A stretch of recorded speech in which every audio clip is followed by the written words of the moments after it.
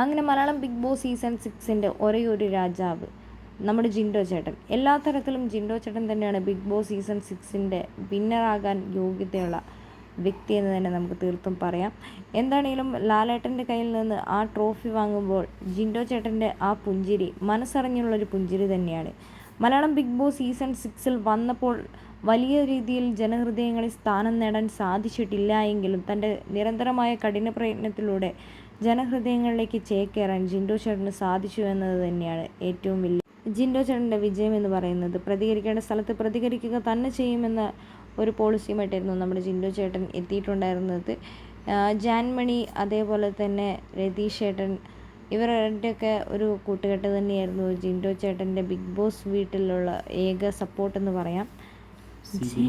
Big boss വീട്ടിലേക്ക് wild card എത്തിയ സിബിൻ്റെ മികച്ച പ്രകടനത്തിലൂടെയാണ് നമ്മുടെ ജിൻഡോ ചേട്ടൻ്റെ ഒരു മാസ് നമുക്ക് കാണാൻ സാധിച്ചത്.